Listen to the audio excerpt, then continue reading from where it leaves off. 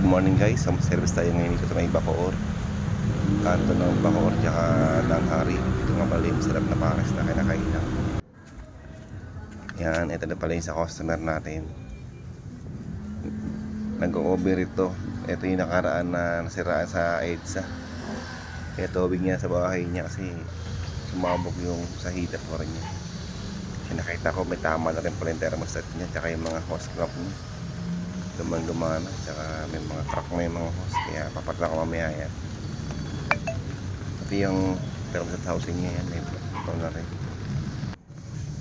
Ayan, bumalik kami ng hose dyan sa Bacoor kasi hahapon na yan, kaya kahit na yung hose na binili namin, yung fuel hose pwede naman din siyang gamitin. Minsan yan din ginagamit ko pagka kailangan talaga. Tsaka ito yung hose niya, ay may mga crack na talaga, kaya kailangan natin palitan ito. Ito yung hose na ginamit ko, yung fuel hose. Yan, okay din yan, pwede yan sa tubig. Ito yung dulo niya. Tapos ito nga pala yung ipapalit ko thermostat sa kanya na housing, aluminum na, kaya matibay-tibay na to kaysa sa plastic. Yan, kasi yung kanya yan, basag na yung kanya talaga, basag na yung loob. Tapos yung sa may gilid niya, ayan, may crack na din pala, di napansin ng may-ari na dyan pala tumatagas yung coolant niya, kaya lagi siya nagdadagdag. Kaya ito lagi titignan nyo guys, na kasi ito yung mga karaniwan sa Chevrolet Cos na nag-ano ng coolant, nagli-leak. Yan, ito lagi yung check. Pero ito yung main cost talaga ng customer, kaya siya na anuhan sa EDSA.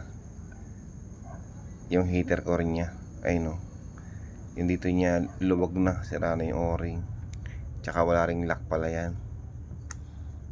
Kaya ito sumabog dyan yung niya, yung coolant. Buti may harang dyan kaya hindi siya napasok.